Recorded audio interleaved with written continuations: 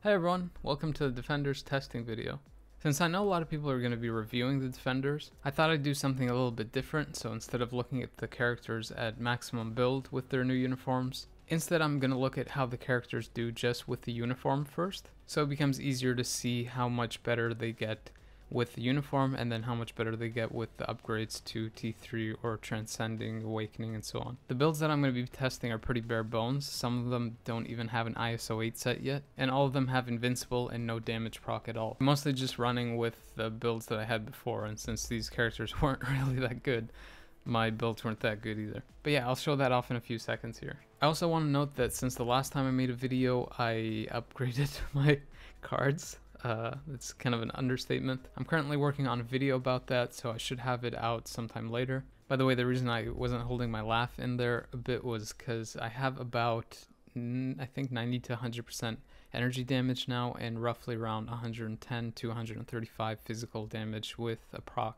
Besides that, I also have about 10% pierce on my cards. So yeah, it's a little bit of an upgrade. I'll talk about how my stats affect my results and give you an idea of where you should expect the character's performance to be if you have maybe 4% pierce, 2%, or none at all. Also, I'm going to start off the testing with PVE first, just to gauge kind of the damage, rotations, and things like that, and then looking at PvP at the end. So if you're interested in the PvP aspect, then make sure to stick to the end of the video. Jumping straight into the uniform options, you can see them here for Daredevil. And this is courtesy of the Marvel Future Fight GitHub IO website, so thank you to the people that put that together. Unfortunately, these uniform options don't look that great in my opinion. I don't think too many people got the Red Guardian uniform because it didn't really give him too significant of an upgrade. The Iceman uniform is for a Crystal Walled or premium character, I guess, so I doubt too many people got that one either. And it's a bit more painful because that's where the damage is rolled. I'd say the Mr. Fantastic uniform is probably 50-50 for people having it, but most should have the Dr. Octopus uniform because it essentially makes him playable. So in total, you're probably looking at having maybe 2 or 3 of the 5 uniform options. Luke Cage, on the other hand, probably has the best uniform options. I believe the majority of people have the Punisher, Hulk, and Spider-Gwen uniform because they make the character essentially playable. The Luna uniform could vary because some people might be waiting till a better one comes out, so that might be maybe 75% of the people have that. And I believe the majority of people should have the Cull Obsidian uniform from the Avengers Infinity War event from the MCU from a while ago. So if you pick up this uniform, you should have maybe 4 or all of the options for it. The Jessica Jones options are similarly just as good. The only ones that kind of stand out here are maybe Carnage because he's a Crystal Alt, or again kind of a premium character, so people might not have his. And the other one I see people not having gotten is the Thing uniform because it didn't really do much for him at all. I'd expect for the most part people would either have maybe anywhere from 2 to 4 of the options for this uniform. I think the Iron Fist uniform is either on par or worse than the Daredevil uniform in terms of the uniform options. I don't think too many people picked up the She-Hulk uniform because again it didn't do too much for her. The Vision uniform is a marginal increase. And the Nick Fury uniform, again, is kind of a marginal increase, and it's for a Biosub character. I'd like to think that the majority of people probably picked up the Apocalypse uniform. Again, like other uniforms, it makes the character playable, and that's probably even more important because it's an expensive native tier 2 character. Even though Venom obviously isn't a native tier 2, the same goes for him, so most people should have his uniform. So you're more than likely looking at having 2 or more options for this one. You can quickly see my builds here before I go into the PvE showcase, so you can see I have no Urus on Daredevil, no ISO 8 set, and no damage proc either, and all the uniforms I'm testing are going to be at rare. I didn't include stills of the character stats, but if you want to see that more in depth, feel free to pause the video. You'll notice that my builds for Luke Cage and Jessica Jones are marginally better because they were and still are useful for Alliance Conquest. So you'll see that I have a bunch of physical Urus in all of the slots, HP, and a Transcendent CTP for both of them. My Iron Fist build is slightly better than Daredevil probably. I have some level 1 Urus, but yeah, like the others, there's really not much to see here, and again, no damage proc. Moving over to the PvE content, I tested all the uniforms in each of the respective world bosses, so Daredevil for Proxima, in addition to Corvus, as well as Luke and Jessica Jones for Proxima 2, and Iron Fist for Cull Obsidian. Since each of the characters had a varying amount of all defense down, I didn't feel the results were too significant here, so I had to test on Thanos instead. The Thanos stage provides a better barometer for testing raw damage, especially since most people are likely going to use these characters in World Boss Legend, where all defense down doesn't apply. Regardless of the other world boss tests I did, Daredevil performed the best, more than likely because of his 60% all defense down on his 2 skills. But I'll show each of those runs after I talk about the Thanos runs for each character. Due to the fact that I have 10% pierce on my cards, I found out that I could get roughly about 10 levels higher than if I didn't have any. So of the results you see, you can probably go down maybe 10 levels, but do keep in mind that I don't have a damage proc, so you could probably go a bit higher or at the same level that you see me completing the content. Keep in mind this is a rough estimation and it really depends on your builds and cards. Anyways, you can see that I've been doing stage 45 with Daredevil and he does pretty well. Survival is especially good because he can iframe at any point using his 5th skill, and he has invincible on his 4th skill. Targeting on the 4th skill is a little bit weird, and the 5th one too, I guess. If your target moves, you'll still be kind of left there doing the animation. Considering both skills provide survival, so an iframe and invincible, unless you get hit by the purple skills, so the ones that have all penetration, then you should be fine. The 3rd skill or counter also provides an instant iframe as soon as you get hit, so that also adds another layer of survival. In addition to that, Daredevil also has a heal when he dodges, and I believe that's on a 9-second cooldown, so overall he has pretty decent or good survivability, I'd say. In terms of the damage distribution on the skills, I believe the 3rd skill dealt the most damage, but the 4th could have been pretty close due to the duration of the skill. Regardless, you don't want to cancel either of them. Because of this, if you decide to build Daredevil for PvE, then the Rage CTP is more than likely your best option. If so, I would guess a rotation would be something like using your 5th skill quickly to get a proc and apply that all defense down, then canceling and going into your 3rd skill, letting that play out, and then going into your 4th skill and letting that play out. If you're using a damage proc that only applies to 1 skill, then you probably might want to do 3 cancel and then let 4 play out only. I'm going to speed through the rest of this just so the video doesn't get too long, and I'll try to be a bit more quick or brief on the other characters to speed things up. But there you go, with 1 minute and 46 seconds left, I was able to clear Thanos stage 45 with no damage proc and a pretty basic build.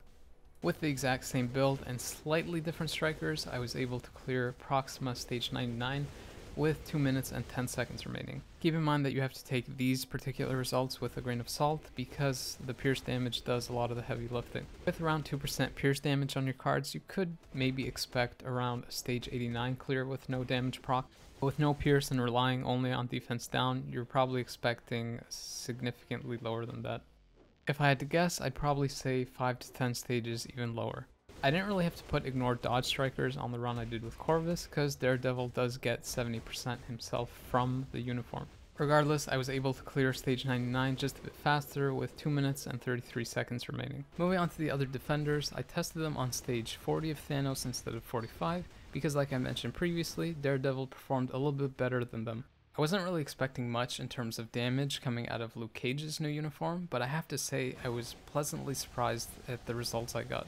Besides them adding the 30% extra HP on his character, they also added a heal, although oddly enough, instead of being every 1 second, the application is every 2 seconds, which I'm not really sure if that's a bug or if that's intended. Regardless, he has that more consistent healing now than he did without the uniform. In terms of the damage distribution, his 3rd skill does no damage at all, his 1st and 2nd skill do minor damage, and then the 4th skill does medium damage, and the 5th skill does the most damage of them all. This means that if you want to use him in PvE, a single skill damage proc is probably the best option for you, and considering that the 3rd skill has no hits on it, it's easier to focus that single proc on the 5th skill. By the way, the reason that the 5th skill hits so hard is because of the 3rd skill. Similar to the Sharon Rogers uniform or character, the 3rd skill accumulates damage taken and goes up to 150%. By the way, a nice thing of Luke's 5th skill now is that it's an iframe ignore skill, so unless the boss goes into some kind of animation, you won't really lose targeting. With that said, a possible skill rotation for Luke would be to use his 3rd skill and then wait there for just a little bit, maybe like a half second to a second, and then go straight into your 5th skill. You can use your 4th skill for extra survival since it's an iframe, and the other 2 skills for filler. You also have an option of delay canceling the 4th skill into the 5th, but like I said, the 4th skill is an iframe, so if you're using the 3rd skill before that, you're not going to accumulate too much damage taken But as you can see, even with this basic build, I was able to clear Thanos stage 40 with 41 seconds remaining. On stage 99 of Proxima, it got pretty close, but I was still able to complete it with 10 seconds left. I wasn't really expecting much from Jessica Jones's uniform in PvE, but like Luke Cage's uniform, I was pleasantly surprised at how well she did.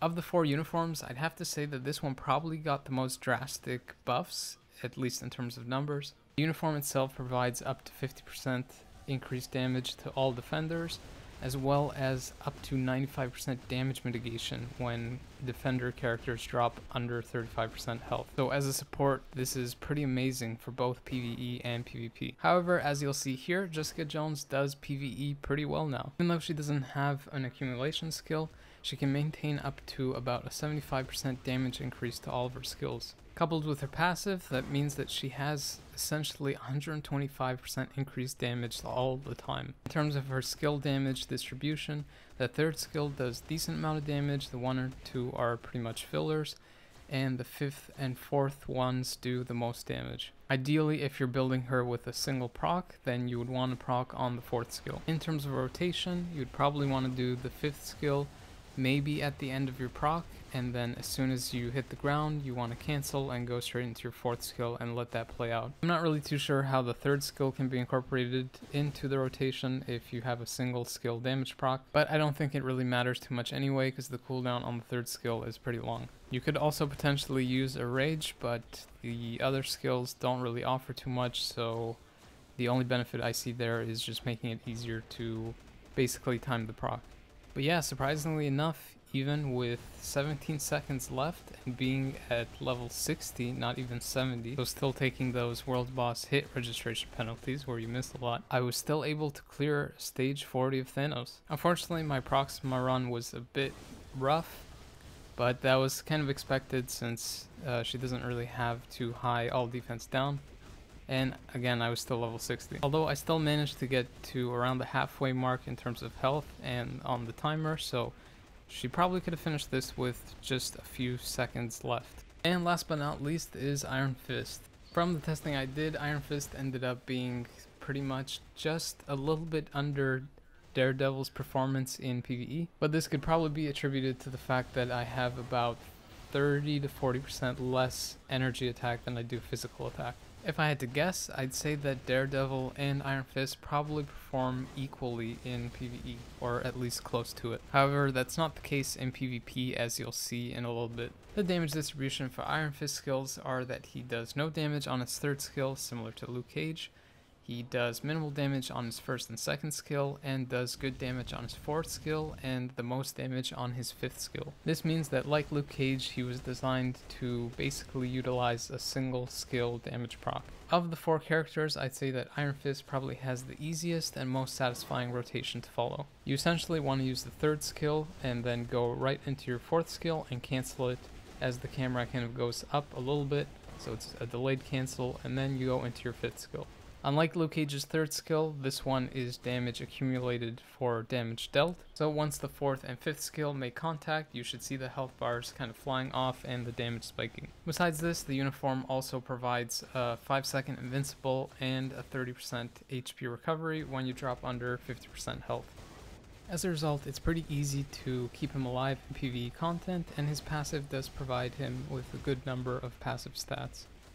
With all that said, I was able to complete Thanos stage 40 with 1 minute and 37 seconds remaining. This is really close to the time that I had with Daredevil, which was about 1 minute and 46 seconds remaining, but it was 5 stages higher for Daredevil. Again, keep in mind that I do have about a 30 to 40% damage difference between physical and energy, so that likely would have made that difference and they would have had pretty similar results. As expected, my results for Cull Obsidian didn't go that great, and I basically got down to 5 bars left before the time ran out. Since these world bosses rely more heavily on all defense down, and these characters don't really have them, then this is pretty much what happens. I can tweak the teams to have all defense down, but that kind of defeats the purpose and why I tested on Thanos. I also did some giant boss raid tests with the 4 characters, and I really couldn't have done it without the help of Red and Buttons on my team, so big shout out and thanks to them. As you can see, I was able to solo this content with Daredevil in roughly 3 minutes. With Luke Cage, it took a little bit longer, so an extra minute and 4 minutes total. For Jessica Jones, the penalties in Giant Boss Raid were just way too much, and I could only get to the halfway point in the same time that it took Daredevil to clear the content. I'm pretty sure at level 70 with level 25 gears, I would have the same outcome as I did with Luke Cage. Surprisingly, Iron Fist was my fastest clear at 2 minutes and 53 seconds, and I'm guessing that's probably because his 4 and 5 skill were kind of a bigger AoE and I could clear the smaller sentinels a bit quicker. Now, although the PvE showcase is interesting in itself, if you were to ask me, these characters were designed for PvP, so Timeline and Alliance Conquest. That is with the exception of Iron Fist. He didn't really perform that great for me in PvP, so I didn't really bother showcasing that.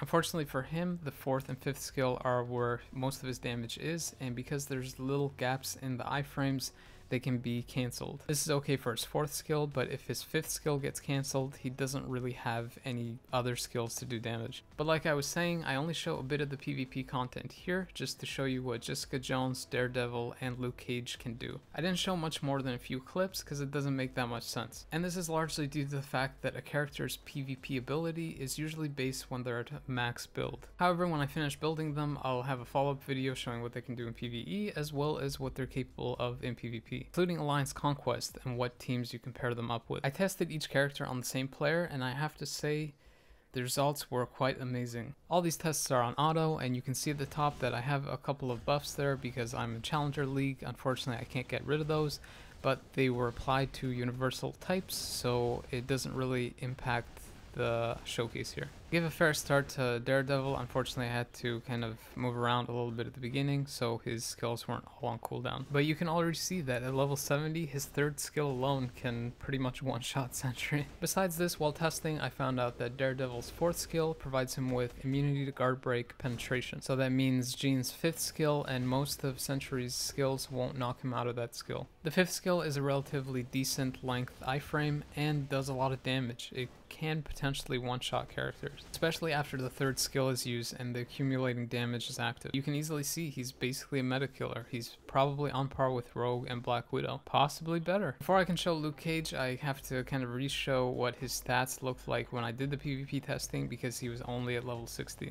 So this is pretty much what it looks like. Using his own leadership and Jessica Jones as support, as well as Taskmaster for the extra damage to kind of nullify Colossus, I was able to take out a max build Sentry at level 60. I'm probably going to use a regen CTP when I go for my max build, and that's mostly due to his passive healing and the increased HP pool he got. But I mean, he's doing great even as is. Jessica Jones I think does fine even with Transcendence probably because she has super armor. Whereas for Luke Cage, the regen probably might do a little bit better because of the immunity to guard break on top of the HP and healing. Regardless of the CTP used, I think both do amazing.